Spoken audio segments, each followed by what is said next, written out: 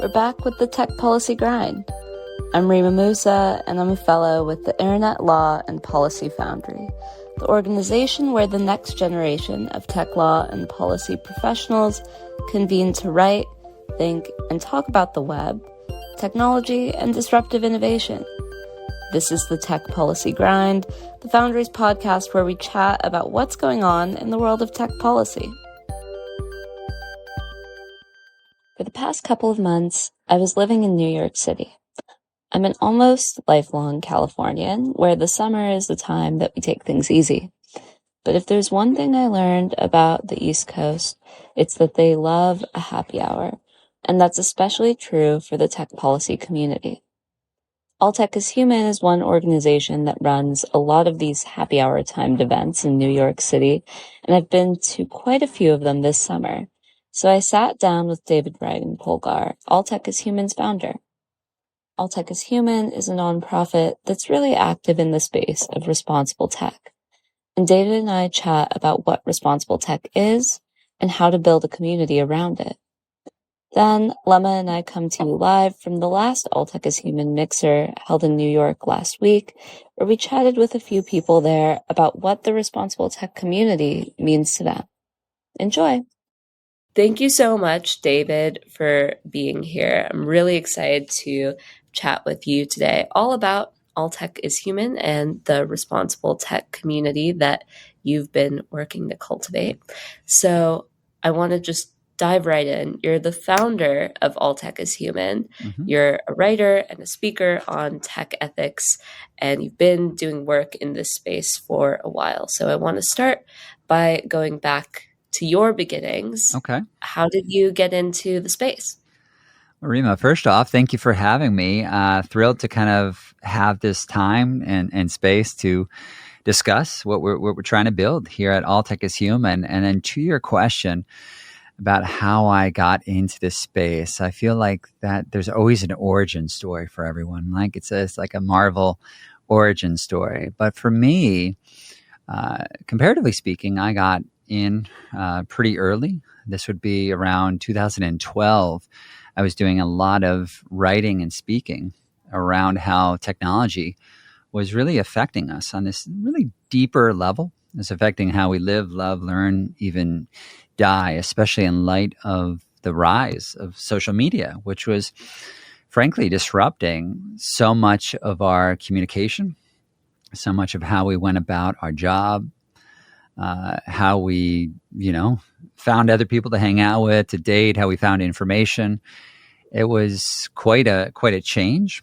And I always just saw, because at this point in time, background as an attorney and educator, and I always just looked at technology as the prism that every single field was going through. So I got to say, in something you might appreciate at the time, over 10 years ago, people were looking at me kind of funny. It's like, well, wait a minute, why is somebody who has a background as an attorney getting involved in, the impacts of social media? To me, it seemed plainly obvious. It just wasn't obvious to a lot of people at the time because, frankly, there was not this space. There weren't the job titles as there are today around tech ethicist. There's responsible AI practitioner, the rise of the trust and safety field as a profession. That was very, very nascent at the time. But for me, I was just looking at the rise of Facebook and how that was altering just every aspect of law. And it was just mind-blowing. And I thought, wow, like technology is such a transformative force.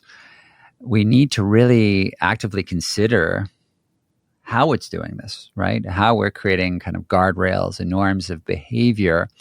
So much of what's happening in this growing field of responsible tech that encompasses areas like trust and safety, tech and democracy, youth tech well-being, responsible AI, is that we have looked at this to say, we need to just think about the significance that this is a social technical system, that all of the technology and all these platforms that we are creating, if you're thinking about social media, they're not divorced from the social systems. So a lot of my life over the last decade or so has really been about showcasing the need for problem finders as opposed to over-indexing, which I'll argue that we definitely have done, on the quote-unquote problem solvers. Absolutely. And I want to touch on these words of responsible tech and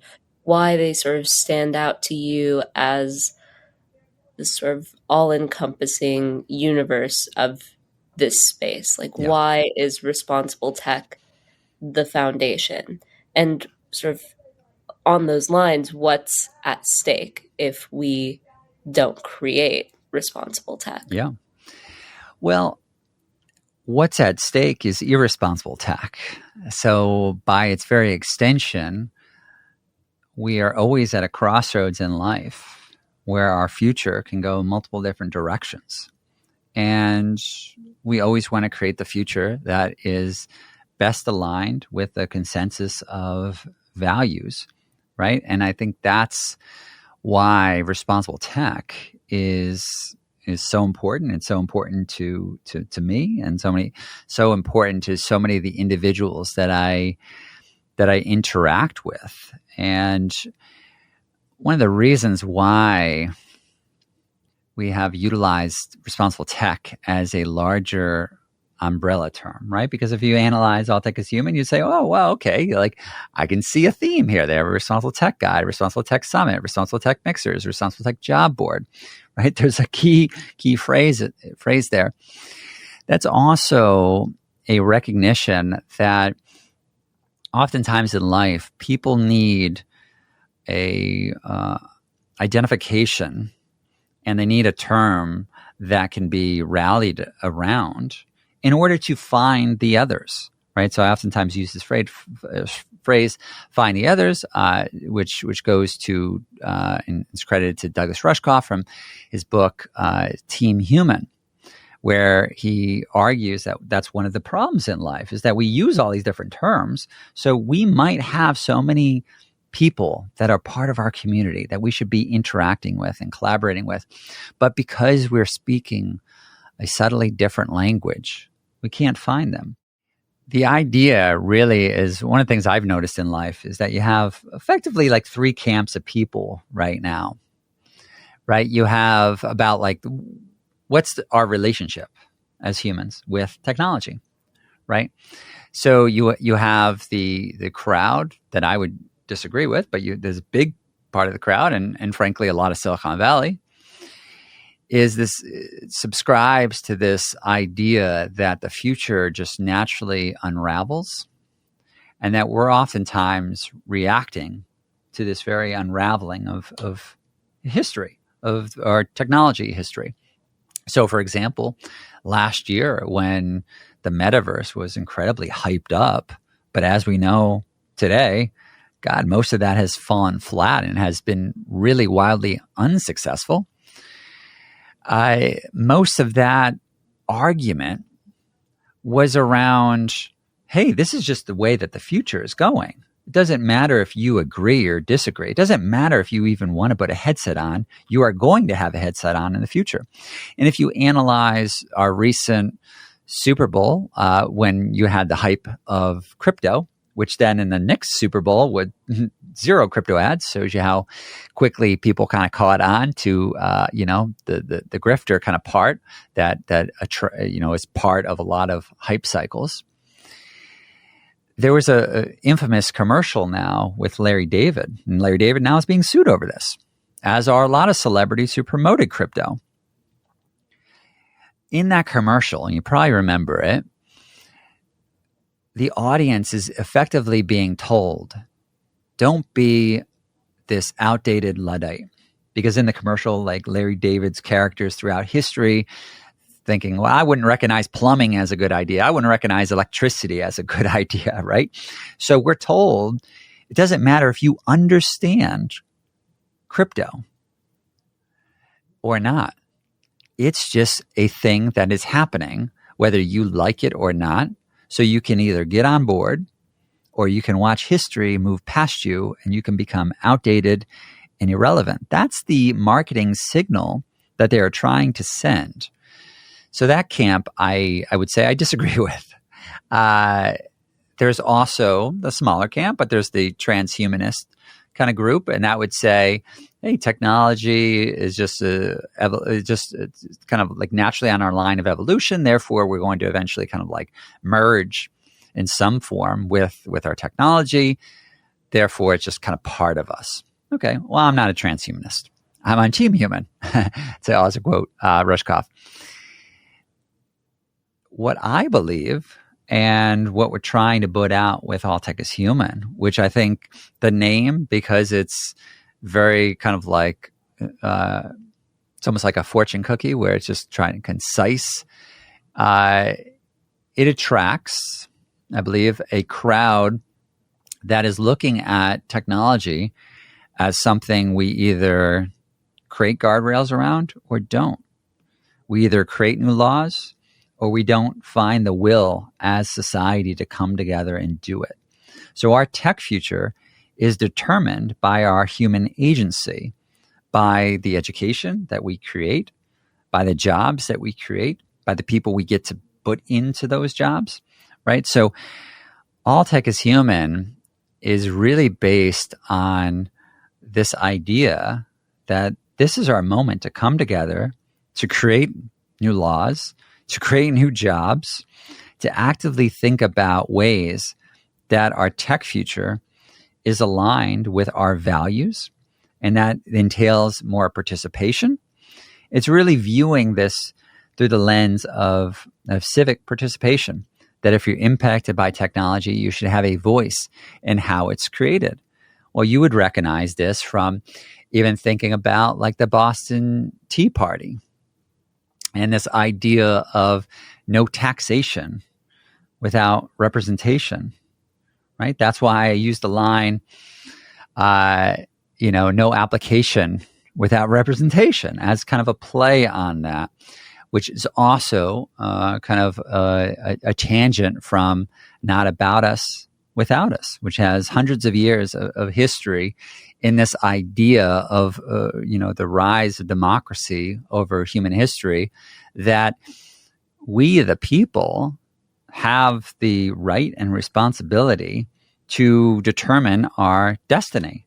I mean, that's what democracy at large is about. And I think that a lot of people, whether they can describe it or not, are recognizing that technology is impacting so much of their life, right? How they see the world, who they vote for, their happiness, their sadness, who they date. And they're recognizing, wait a minute, that's my trajectory in life. That's something that I need to have free will over, and I need to have control over it. I want to dig into sort of what All Tech is Human's role is within this whole ecosystem, and sort of the activities and programs that All Tech is Human has launched sort of in response to these issues. Yeah. When we look at all of our activities, and I will say that's always been a struggle, is that we're trying to learn from the ecosystem while also influencing it and cultivating it at the same time. The main theory of change is that by having a stronger responsible tech movement, this global multi-stakeholder, multidisciplinary network, we can better tackle wicked tech and society issues. And through this kind of agile, participatory type of framework, we can co-create this tech future that's aligned with these interests because we understand our interests, right? So we have bucketed our activities under three different kind of categories, and those would be our multi-stakeholder convenings and community building, which is why we have our summits and our mixers and our Slack group, I think now of over 5,000 members across 72 countries, so a lot of activity there. And then we also have our multidisciplinary education. And that's why we do our open working groups that release reports. Last year, we did 4 open working groups and that each released these reports. Those working groups are also going to be a combination, and I mention this because it's relatively unique. It combines the emerging with the established. So you'll have a college student who is now working together with somebody from the World Economic Forum or somebody from Aspen or somebody from Harvard Berkman Klein Center or Oxford Internet Institute. That is extremely rare. Because I'll say, even just from my own career, it's like you are constantly moving up this like chain, right? And you have to get pretty far along in your career before one of these kind of well-known organizations says, hey, well, we want you on a working group and this and that. So I always viewed it as important to speed up this very system and then also really provide pathways for new voices to come into this moment.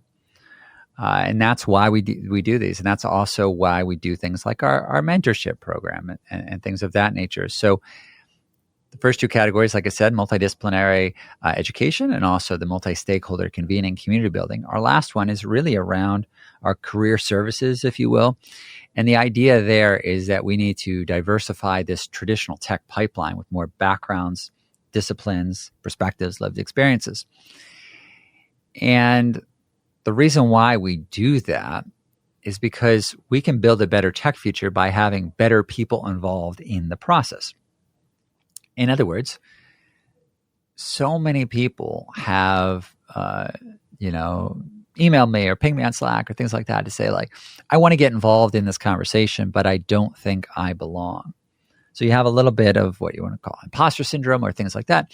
But you also have this idea that the average person doesn't know all the different backgrounds that are in this space. I mean, one of the biggest takeaways that I've had by just all of these interviews, because we've interviewed, over 500 people kind of in space through our reports and through our summits. And it's extremely common for somebody to think that they're uncommon. Before we continue with the rest of the episode, here's a report directly from one of All Tech is Human's in-person events last week in New York City. We chatted with a couple participants at the Mixer about how they value the community. We are live at the All Tech is Human Responsible Tech Mixer, and we're talking to the community today about what brought them here and what they're excited about or fearful in the future. So, Bobby, welcome. Please talk to us about why you're here today. Yeah, for sure. So my name is Bobby. I've been involved with All Tech is Human since like 2021, maybe even a little bit before then. I was a Responsible Tech University ambassador for All Tech is Human when I was in grad school at Northeastern. My undergrad was in the humanities and social sciences, but then I did Northeastern's master's degree in tech. And then I found All Tech is Human, and I've been going to like their mixers, both virtual and like in person ever since. So this is like maybe like one of a dozen that I've been to. And this one was really inspiring. And I do tech for the city. I was feeling kind of frustrated, like at my job today, just because of like logistical stuff that happened. So I felt really inspired. I came in feeling frustrated, and I'm leaving feeling like really inspired and remotivated to like go back to work and keep pushing. So awesome. Thank you for sharing. Okay, cool. Anna? Hi, I'm Anna Katz, and I'm so excited to be All Tech is Human organization panel discussions for the first time.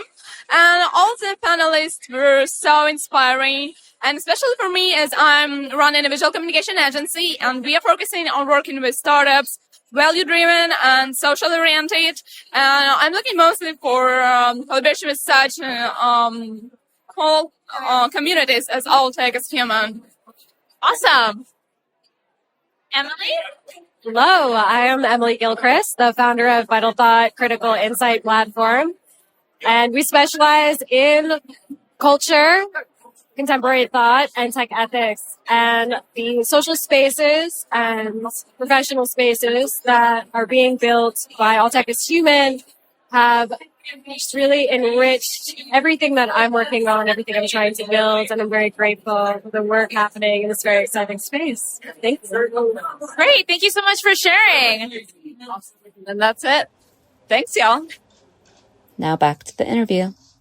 I remember this one podcast interview with Yoav Schlesinger and Raman Chowdhury, where Yoav said, hey, I have a very kind of like a nonlinear career path.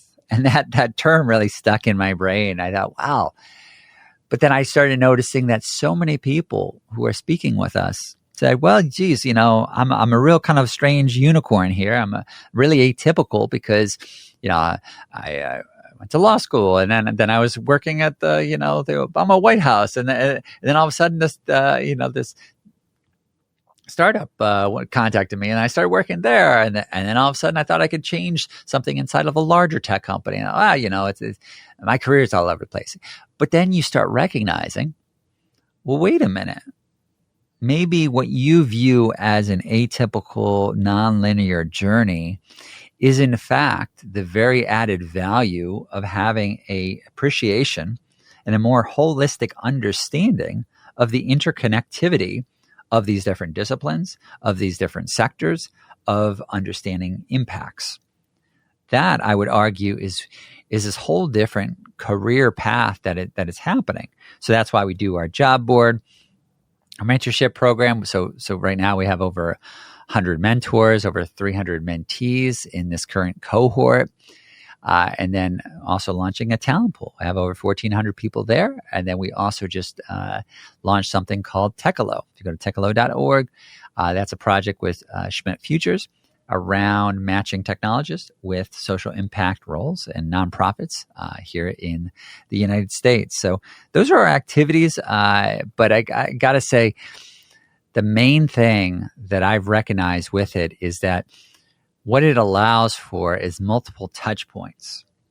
So that's really the secret sauce of All Tech is Human, is that it's not like you just go to an event and say, wow, that was really cool. Because if that was your entry point, if you went to this gathering, well, then maybe now you join Slack. And then maybe through Slack, you connect with people around a certain kind of issue. And then maybe when you're traveling to another location, maybe there's something like you're in the Bay Area. Well, now you see there's this Bay Area kind of community right there. Now you have people that you have coffee with as soon as you're there, right? So you have this like scaffolding around your career. And that's really important. And then that person might say, okay, now I joined the working group, but now I'm creating a report. So that's beefing up their CV, right? So this is really kind of crucial, is that what we always found, or what I always found early on with All Tech is Human, is that people are always very interested, but they're also very frustrated by not having clear pathways into the system. And one of the observations that I've always been obsessed with is that, people don't know what they don't know. And that oftentimes people who are already inside of a system, they are not recognizing the difficulty of how hard it is to understand the system and to even get inside of it, because they assume, right, that the world is what they're surrounded with. So if people don't know about it, then they must not be interested, as opposed to recognizing that there were all these people, and this is what we're always trying to work on. There's all these people who are feeling like they're on the outside looking in, and they're really frustrated by that, because they might have just watched a movie. Maybe they watched Code of Bias or Social Dilemma, and they read a book by Kathy O'Neill, Ruha Benjamin, or Meredith Broussard, and they get inspired, and they say, my God, I want to do something. This is my calling. This is values aligned. This is important in life. This is dynamic. I'll never be bored. It's intellectually stimulating, right? But then what happens is they say, okay, now where do I go? Who's going to accept me into their club? So much of All Tech is Human is really about what you call like an open or big tent strategy, right? It's about sending a bat signal that all voices are not only welcome, but also desired, because that's how we're going to improve the very system. So I want to get into a little bit about community building and location and geography. Okay. And All Tech is Human, you've said at some of these convening points before, sort of based in New York, but Yes. convenings happen sort of all over the place. So why New York as sort of the HQ for All Tech is Human? There's a very good reason why New York. And I will say, even during COVID, that's when I moved full time to Manhattan. So I live right below the UN, so in the thick of things. I used to live in West Hartford, Connecticut. And New York always drew me in. Like, frankly, it draws in millions of people because it is a place unlike most every other city, in the sense that so many ideas are just constantly having this interplay. New York is an amalgamation of so many different power structures that it effectively means that they all kind of cancel each other out. And that's actually a beautiful, rare, very, very beneficial to community building and just awareness in general. There is a very distinct reason why so many cultural moments, music trends, comedy, or just like so much, or writing, so much comes together in a place that has, arts and universities, and it has just like inspiration. That's really why New York makes a lot of sense when you compare and contrast. Some communities, they have such a large presence of like one industry. So in the Bay Area, right, tech looms large. And I would argue that becomes problematic because you wouldn't have the diversity of ideas that naturally come together to kind of interrogate a system. So if you're having something in San Francisco, like you have a lot of people who are going to show up and hey, I've got a startup, and then maybe some VCs and some larger tech companies. Whereas when you do something in New York, it's quite fascinating, as you well know. And it's also different because you certainly know DC. So DC is going to be a heck of a lot wonkier than New York. People really love getting into minutia. So they all have extreme value.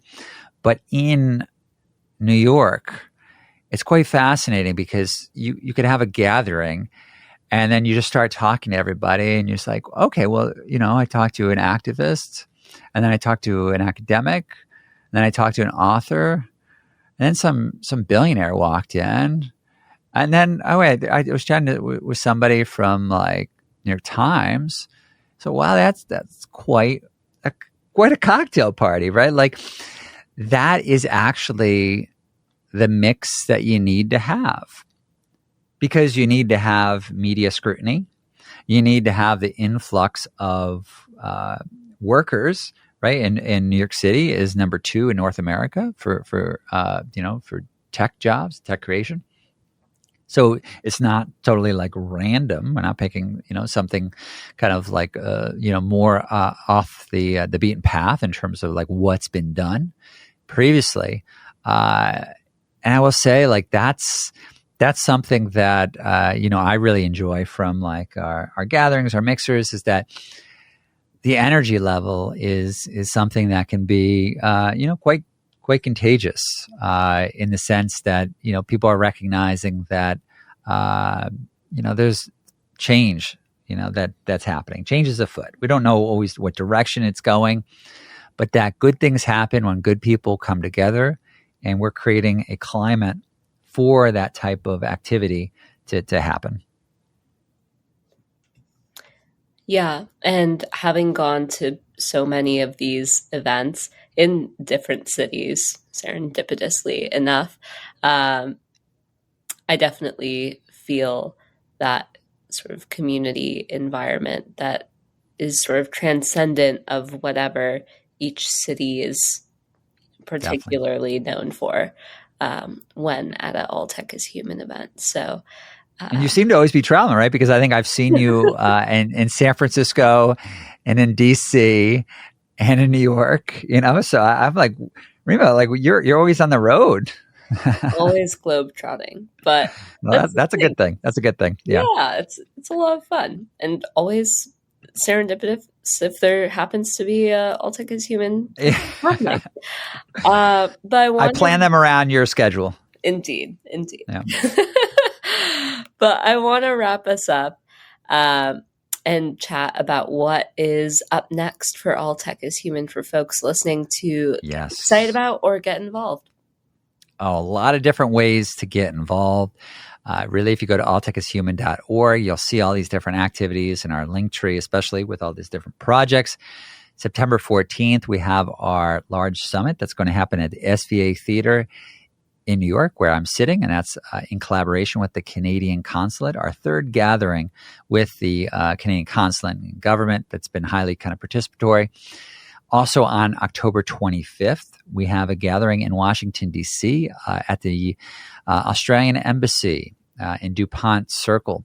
And right around the time of that earlier summit that I mentioned on September 14th, we're going to have the release of our Responsible Tech Guide, which is right now being made with our working group of over 150 people. So if you want to get involved by joining our Slack group, attending our summits or our mixers, if you're in New York, we do gatherings for 200 people every month at BetaWorks, which is in the meatpacking district. We're also in the near future going to have our next cohort for mentorship. And then we're going to have our talent pool and more activities around that. So many different ways to get involved and also suggest your ideas, right? If you're like, wow, I wish you did a live stream on this topic. That's how these things happen. The power of suggestion, right? The idea that good things happen when the community comes together. We have such a powerful network that we can move at the speed of tech. And I think that's the key part. Indeed. Well, that all sounds incredibly exciting. And I think that's a great place to leave it. So thank you so much, David. Really appreciate it. Thank you, Reema. Thank you. Thanks for tuning into this episode of the Tech Policy Grind. If you enjoyed the show, get in touch with us at Foundry Podcasts with an S at ilpfoundry.us or leave us a review wherever you're tuning in. I'm Reema Musa, the host of the show, and this podcast wouldn't be possible without the help of our team at the Internet Law and Policy Foundry. Thank you to Evan Enzer for editing this episode, Lama Mohammed, our social coordinator, Allison McReynolds, our accessibility coordinator, and Tim Lorden at the Internet Education Foundation. See you next time.